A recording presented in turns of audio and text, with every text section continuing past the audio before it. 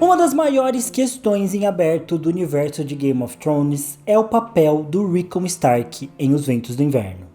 Afinal, o bebê Rickon segue sendo o personagem central da trama nortenha e do nó de Winterfell, porém o seu desaparecimento nos livros e a sua pouca idade fazem com que muitos fãs duvidem do seu potencial de alterar os rumos do futuro das crônicas. Será que nos livros o Rickon será descartado, assim como aconteceu em Game of Thrones? Bom, é isso que a gente vai discutir no vídeo de hoje. Fiquem até o final do vídeo, porque fazendo a pesquisa para o roteiro de hoje, até eu posso ter mudado minha opinião sobre o futuro do Rickon. Eu sou o TH Magaldi e vem comigo. 1. Rickon até agora. Rickon Stark é o quinto e mais novo filho do Lord Eddard Stark com a sua esposa, a Lady Catelyn Stark. E nós vemos o Rickon apenas nos 2 primeiros livros das Crônicas de Gelo e Fogo. O Rickon começa a história com apenas 4 anos, e por isso aqui no canal a gente apelida ele de Bebê Rickon. Ele é até chamado assim em alguns momentos ali do primeiro livro. E ele é o Stark que recebe menos atenção durante toda a história das crônicas. Tudo que nós sabemos é que o Rickon puxou mais os traços dos Tully e que ele possui cabelos longos e rebeldes, o que combina muito com a sua personalidade. Isso porque, mesmo sendo muito novo, após o Ned, a Catelyn e o Robb partirem para o sul para jogar o Jogo dos Tronos, o Rickon vai se apresentando cada vez mais como um menino rebelde e arisco.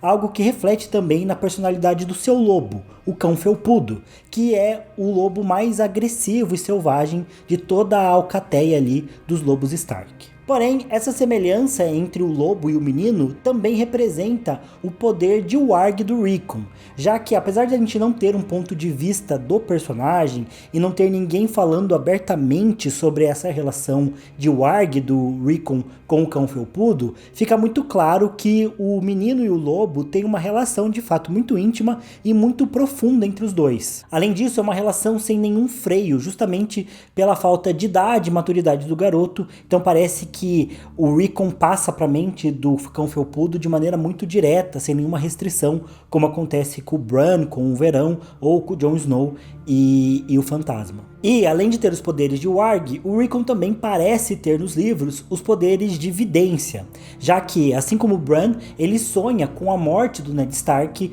pouco antes da notícia chegar em Winterfell. No segundo livro, o Rickon segue sendo bastante rebelde, assim como seu lobo. Inclusive, o Cão Felpudo se torna realmente agressivo e começa a atacar algumas pessoas em Winterfell, tanto quando tentam conter ele ou em momentos em que o próprio Rickon está irritado. Por isso, em diversas situações, o lobo gigante do Bran é forçado a lutar com o Cão Felpudo para tentar controlá-lo, e no final das contas, a galera de Winterfell acaba prendendo o Cão Felpudo. E bom, é isso que a gente sabe do Rickon, porque no mais, ele acaba não tendo destaque na história. E no final do segundo livro, após Winterfell ser saqueada pelo Ramsay Snow, o Mestre Luwin diz que seria melhor que o Rickon e o Bran fugissem por caminhos separados. Por isso, enquanto o Bran parte para o norte com o Jojen, com a Meera e com o Hodor, o Rickon vai para o leste com a Osha a fim de chegar até a última lareira ou até Porto Branco, que são regiões ainda controladas por lords leais aos Stark. E assim, essa é a última vez que a gente vê o bebê Rickon na história. Mas vale ressaltar que para o resto do mundo, tanto o Rickon quanto o Bran estão mortos, tendo sido assassinados lá no segundo livro pelo Theon Greyjoy. E, teoricamente, só o próprio Theon e o Ramsay sabem da verdade que os meninos ainda estão vivos. Porém, no quinto livro, enquanto Davos está em Porto Branco para tentar negociar uma aliança entre os Manderly e os Stannis, o Lord Wyman revela que ele sabe a verdade, que o Bran e o Rickon não tinham sido mortos pelo Theon, e mais ainda, que o Rickon estaria vivendo isolado com a Osha em Skagos. Skagos, por sua vez, é uma ilha selvagem que pertence ao norte, mas é pouco habitada, muito inóspita e conhecida por ter uma população com tendências canibais. É então que o Lord Wyman dá a missão para o Davos ir até Skagos para resgatar o Rickon e, quando ele fizesse isso, o norte se uniria à causa do rei Stannis. 2. A arma de Chekhov. Bom, eu sempre defendi aqui no canal que o Rickon teria um papel importante para o futuro das Crônicas de Gelo e Fogo. Em Game of Thrones, o personagem foi totalmente simplificado e menosprezado, sendo morto de uma forma quase ridícula pouco antes da Batalha dos Bastardos começar. Mas nessa época, a série já estava jogando o lore no lixo e simplificando as coisas o máximo possível. Vamos lembrar e reforçar que não vale aquele argumento de se não foi importante na série, não vai ser importante nos livros. Claro que não, isso não faz sentido. Os D&D cortaram e picotaram a obra do Martin o máximo que puderam nessas temporadas finais, e claramente eles não tinham preocupação com o lore, com o desenvolvimento da trama, e muito menos com aquilo que era importante para os livros. Outro símbolo disso é o que tem acontecido com House of the Dragon, onde muita coisa que é claramente muito importante para a obra do livro é totalmente descaracterizado ou jogado fora na série, mostrando que quem faz a adaptação não tem as mesmas preocupações e a mesma lista de coisas que são importantes do que quem está criando um livro. Então essa comparação não é justa e ela não faz sentido na verdade. E bom, nos livros não é esperado que o Martin descarte um personagem dessa forma como aconteceu na série. Um autor tão meticuloso, tão preciso, que está escrevendo a sua obra há mais de 30 anos, não iria se livrar de um personagem e de um arco da história que ele construiu por tanto tempo, assim do nada, por puro desleixo ou simplesmente para se livrar do personagem. Eu sempre defendi que o Rickon tem de ter um papel no final da história. E isso também segue alguns princípios básicos da boa escrita, que é a ideia de que você precisa dar um propósito ou uma justificativa para tudo aquilo que é apresentado na trama. E de modo geral, esse princípio é muito bem resumido no conceito da arma de Chekhov. O termo arma de Chekhov é baseado em uma observação feita pelo Anton Chekhov, que foi um famoso dramaturgo e escritor russo do século XIX e que defendia que cada elemento de uma peça de teatro ou de uma história deveria ser necessário e contribuir para o desenvolvimento da trama. Desde então, essas ideias do Chekhov têm sido referenciadas a partir desse termo, arma de Chekhov, e ele tem sido usado para definir a premissa de que cada elemento introduzido em uma história tem que ter uma razão de ser. Ah, mas e se o Martin não quiser usar esse conceito na história? Então, gente, não é bem assim que funciona. Quando a gente fala sobre conceitos literários ou até regras literárias, a gente não está falando de uma lista de conceitos que o autor vai lá, entra na livraria dele, escolhe quais conceitos ele vai utilizar ou não. O Martin não vai lá na casa dele, vai na biblioteca dele, pega uma enciclopédia de conceitos literários obrigatórios e escolhe aquilo que ele vai usar, aquilo que ele não vai usar, aquilo que ele vai usar mais ou menos. Não é assim que funciona. Na verdade, é justamente o contrário. Esses conceitos, eles existem para definir e conceituar elementos que são comuns em toda boa escrita. Ou seja, da Ilíada até Shakespeare e do Machado de Assis até o George R. R. Martin, existem tendências e elementos comuns entre toda boa literatura. E termos como arma de Chekhov existem para exemplificar essas tendências e ajudar especialmente autores iniciantes ou mesmo nós, os leitores mais leigos, a compreender melhor como funciona ou como é estruturado uma boa história. Então, a ideia aqui não é que o Martin vai usar a arma de Chekhov porque ela é uma espécie de regra literária, mas o fato do Martin ser um ótimo autor torna muito provável que ele aplique na sua escrita justamente o conceito que a arma de Chekhov defende. Ou seja, porque o Martin é um bom autor, nós esperamos que ele dê um propósito, um uso ou uma justificativa para tudo que ele apresenta na sua história, entendem? Agora, obviamente, isso não significa que a arma de Chekhov seja o único conceito literário da boa literatura, e não seja o único conceito que pode explicar o futuro do Rickon nos livros, como a gente vai ver agora. 3. A história de um cão felpudo. Eu vou contar uma história para vocês. Era uma vez um menino que tinha um cachorro que era estranhamente peludo. E todo mundo que sempre via o cachorro falava sobre como era incomum a pelagem peluda dele. Quando o menino soube que haviam concursos para cães peludos, ele inscreveu seu cachorro em um desses concursos. Foi então que o cachorro ganhou o primeiro lugar, tanto na competição local quanto na competição regional de pelagem peluda. Animado, o menino foi inscrevendo o seu cachorro em concursos cada vez maiores, até que finalmente ele o inscreveu no Campeonato Mundial de Cães Peludos. Chegando lá, quando os juízes inspecionaram todos os cães competidores, eles viram o cachorro do menino e comentaram: Ah, ele nem é tão peludo assim. Pronto, fim da história. Tá, e que diabos foi essa história que eu contei?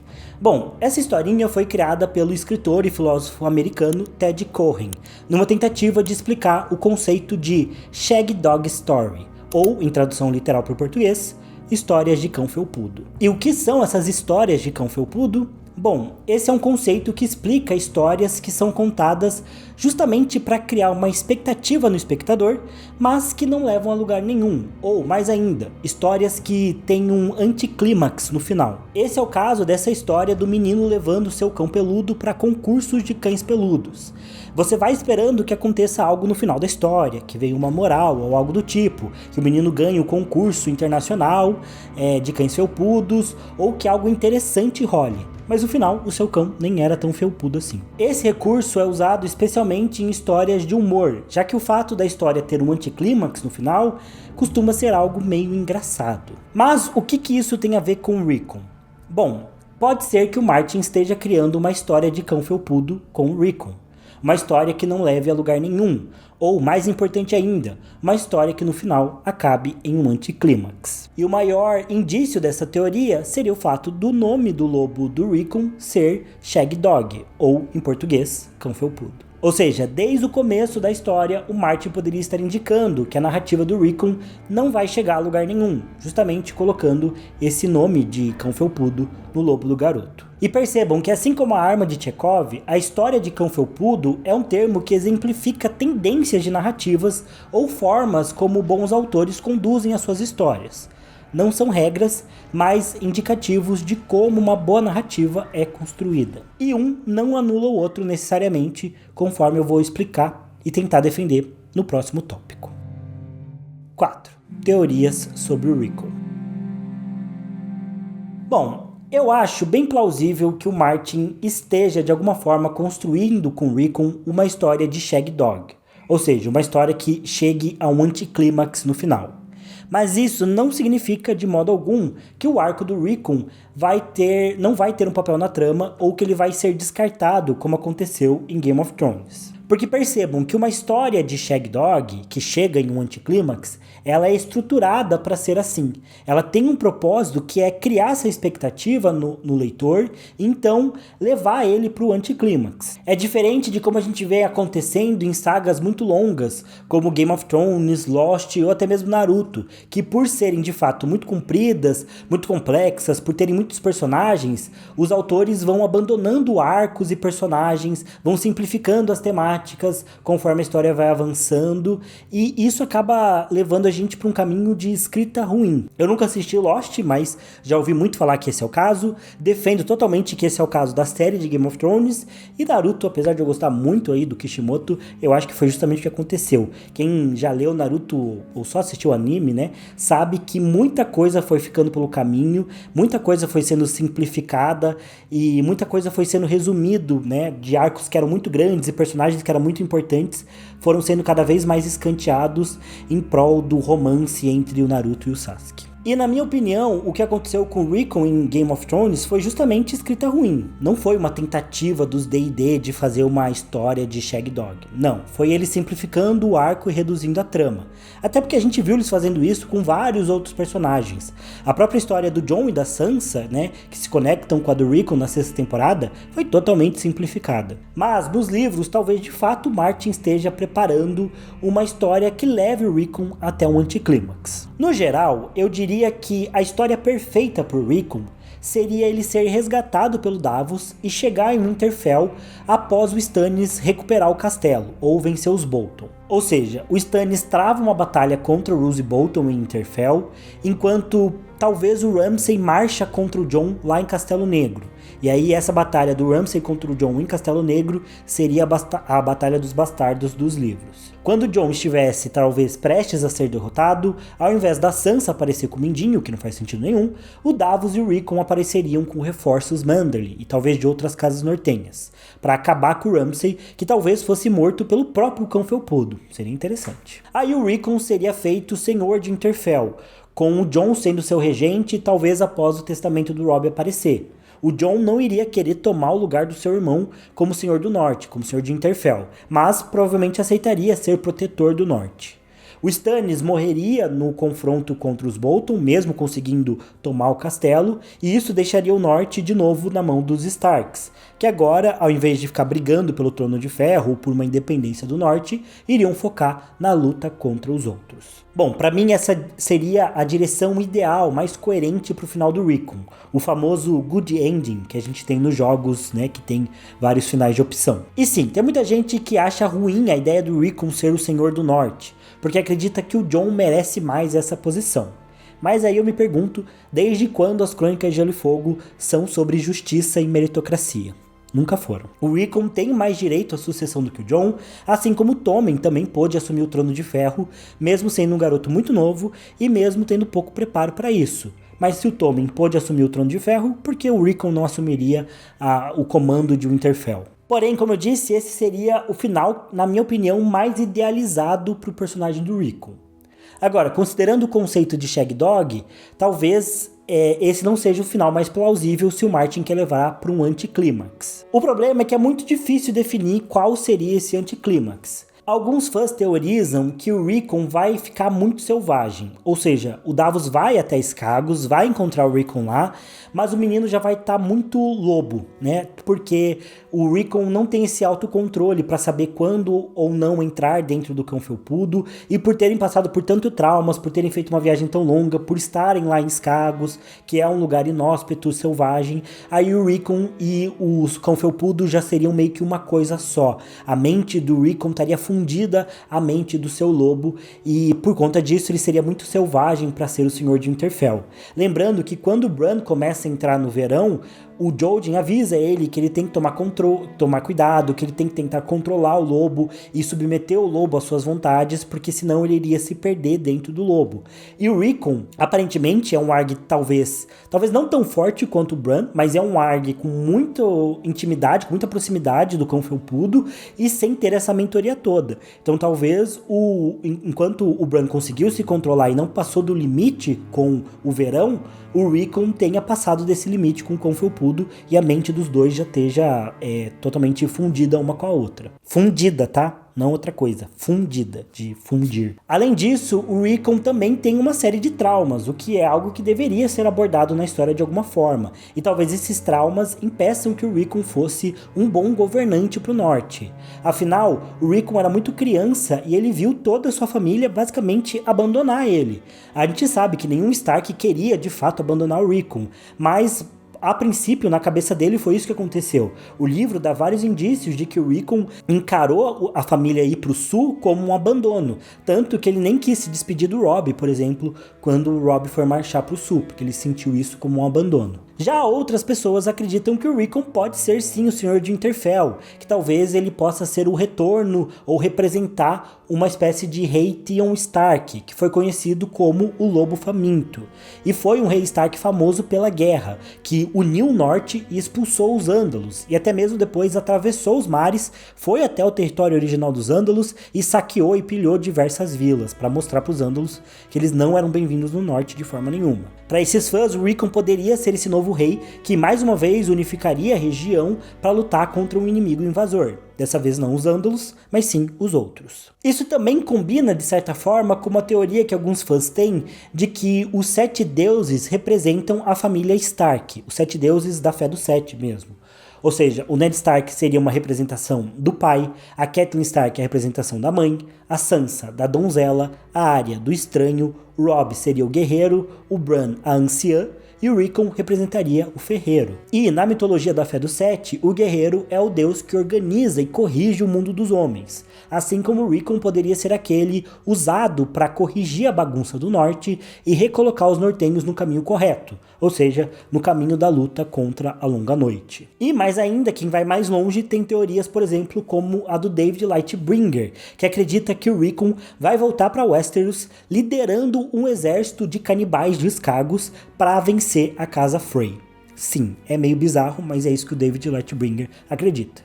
Pra quem não conhece, David Lightbringer é um criador de conteúdo gringo sobre as Crônicas de Gelo e Fogo e ele manda muito bem. Eu acho que em alguns aspectos o cara é totalmente genial. Ele sabe muito sobre folclore, sobre lendas antigas, sobre mitologias, e ele traz todo esse conhecimento para analisar as crônicas. E ele tem teorias maravilhosas. Talvez ninguém no mundo hoje crie teorias sobre as crônicas como o David Lightbringer faz.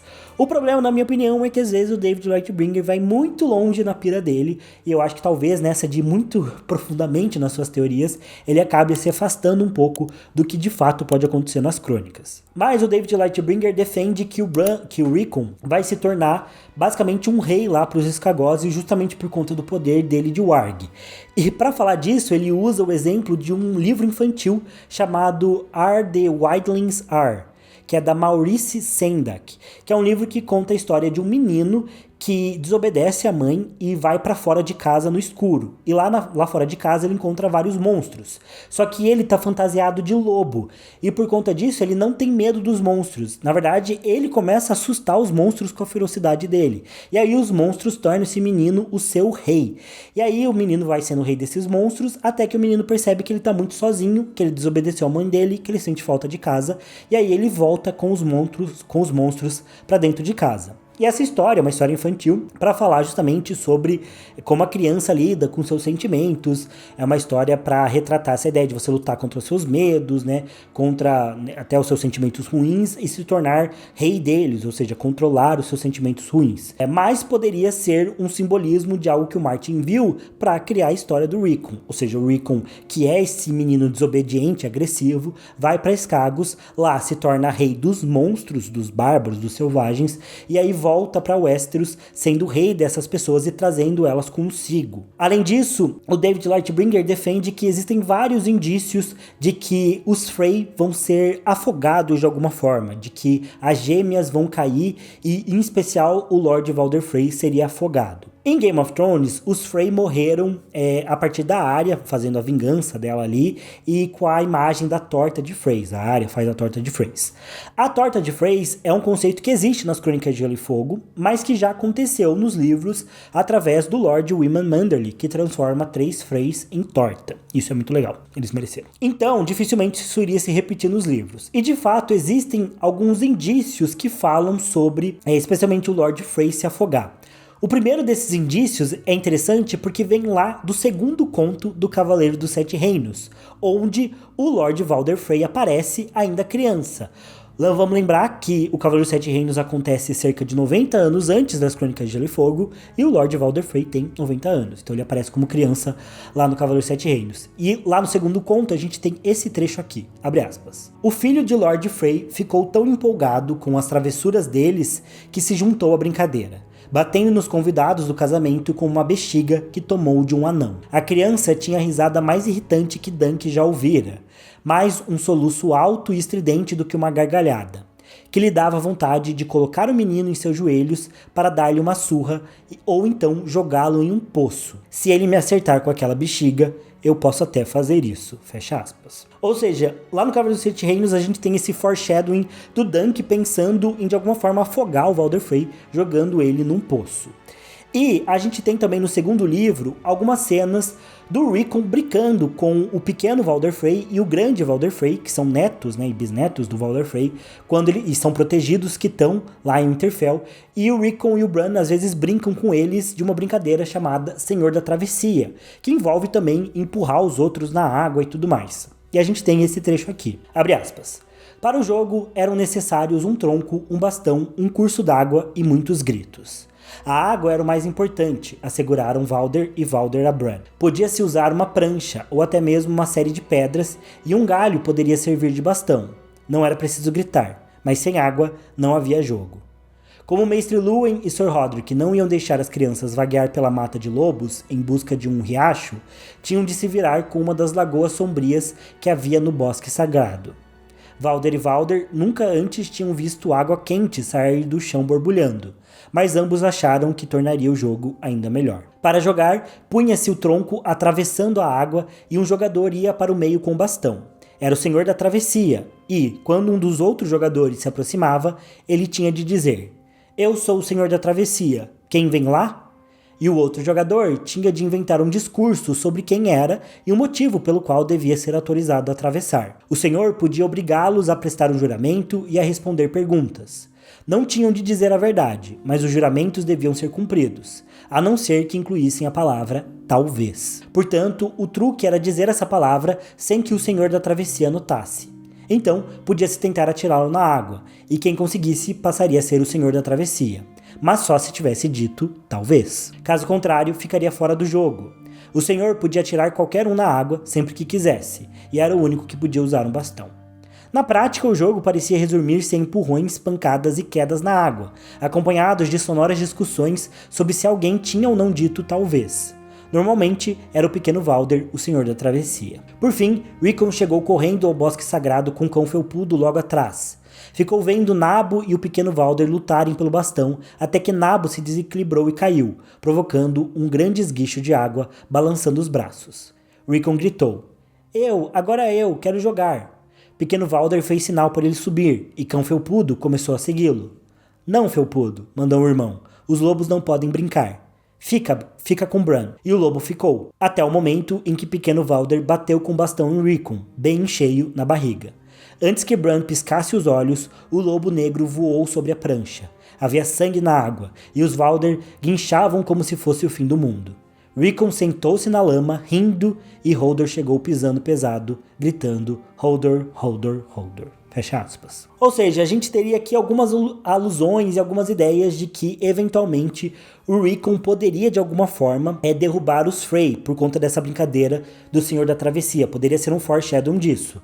O David Lightbringer também acredita que, na verdade, o arco da Senhora Coração de Pedra, talvez o arco da Arya e aí o arco do Rickon seriam todos voltados para essa derrocada dos Frey. Talvez com a Senhora Coração de Pedra liderando a Irmandade Sem Bandeiras para retomar Correr Rio, a Arya dentro da Niméria, que comanda uma grande alcateia de lobos, a Arya wargando na Niméria e também ajudando a acabar com os Frey, e aí o Rickon liderando um exército de escagoses para também tomar a travessia. E eles também falam, o David Lightbringer também fala sobre uma historinha chamada Three Billy Goats, que é uma história norueguesa, se eu não me engano, uma lenda norueguesa, um conto de fadas, que fala sobre 3 bodes que tentaram passar por uma ponte onde ficava um troll. E esse simbolismo do troll com a ponte também é uma referência aos Frey, essa ideia de quem cobra um pedágio para se passar por uma ponte. Isso é muito comum em histórias folclóricas. Lá em Harry Potter, por exemplo, também tem a história das Relíquias da Morte, que também, aí no caso não é um troll, mas a própria morte que fica na ponte, meio que cobrando pedágio. Então é uma história comum na mitologia, no folclore europeu. E a gente teria aqui também os Frey representando esse troll. E aí na história do Three Billy Goats, goat é cabra ou bode? Cabra ou bode? Não sei. Bode, eu acho, né? Em inglês, a gente teria a história de 3 bodes que vão tentar passar por essa ponte e aí eles enganam o troll para justamente os 3 poderem passar e derrubarem a ponte em cima do troll que não deixa eles passarem. E aí o David Lightbringer usa isso como uma referência do que poderia acontecer com os Frey também. Então os Starks passaram, foram derrotados, um Stark passou, outro passou, foram derrotados, até que chegou o terceiro Stark, que seria o Rickon. E seria o senhor também dos bodes, porque lá em Skagos a gente sabe que tem unicórnios, mas os unicórnios nas crônicas são uma espécie de bode, e o Rickon, por ser o rei de Skagos, seria o rei dos bodes, para passar ali pela ponte dos Frey e derrotar de uma vez por todas. Como eu disse, se você quiser, você pode ir lá no vídeo do David Lightbringer e ver. Ele traz mais elementos, mas a essência da teoria é essa. Ele é um cara que vai bem fundo nas teorias dele. Eu particularmente não sei se eu acredito.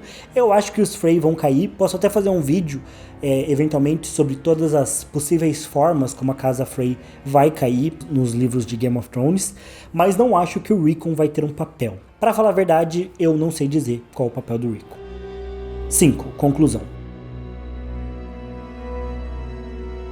Como eu disse, eu acho que o Martin não é um cara que faz as coisas por acaso. Eu acho que se ele colocou o nome do lobo do Rickon de Shag Dog, é porque ele quer usar esse conceito de histórias de cão felpudo, histórias de Shag Dog, para a história do Rickon. Isso significa que o final do Rickon deve levar a um anticlímax. Agora, isso não é um sinal de que o Rickon vai ser descartado como aconteceu em Game of Thrones, ou que a história dele não vai ter um impacto dentro da narrativa, não vai ter um propósito dentro da narrativa.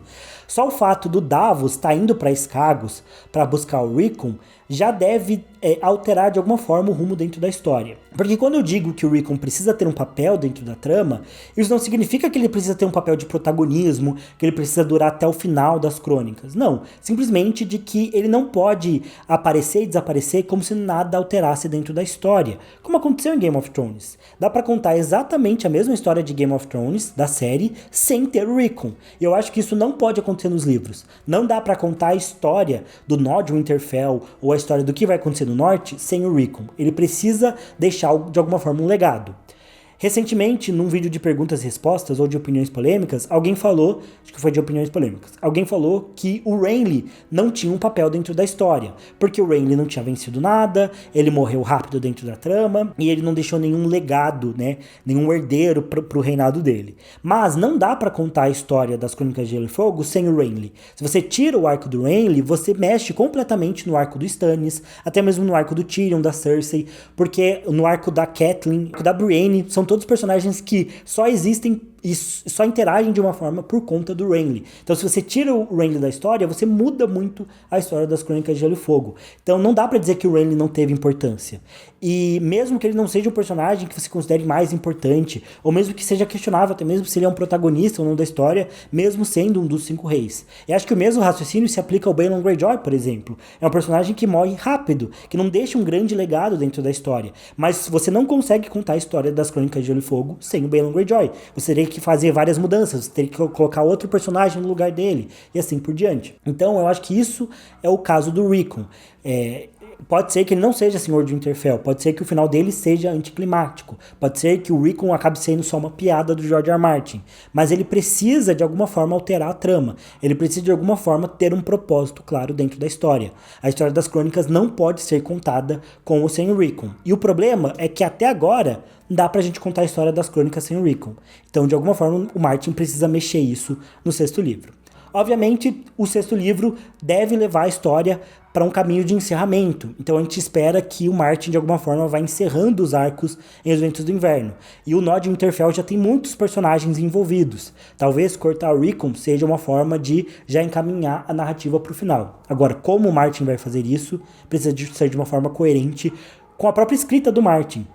Muita gente fala assim, não, mas é que se o Rickon só morrer vai ser muito mais surpreendente. Mas o objetivo do Martin não é surpreender o leitor a cada momento. Essa ideia de que Game of Thrones é uma história cheia de plot twists e surpresas é uma coisa também muito da série. Claro que tem momentos que nos surpreendem dentro da narrativa, mas não é que o Martin está tentando nos surpreender a cada momento. É que ele está contando uma história muito boa, com muitos momentos muito marcantes e muito originais. Por isso que nos surpreende, mas porque ele é um bom autor, não porque ele está tentando de fato fazer plot twists na história. Geralmente, quando um diretor, quando um escritor tenta forçar plot twists, a história começa a desencaminhar. Então, eu acho que o Martin tem que simplesmente manter a coerência que ele manteve até agora, porque tudo no universo das crônicas que a gente vê tem um propósito, tem um porquê de estar lá e tem consequências reais. Então, é isso que eu espero ver também com o Rickon. O que vai ser? Realmente, eu acho difícil dizer. Acho que não vai ser algo do que eu trouxe como final idealizado, mas também não acho que vai ser só morrer como em Game of Thrones, e também não acho que vai ser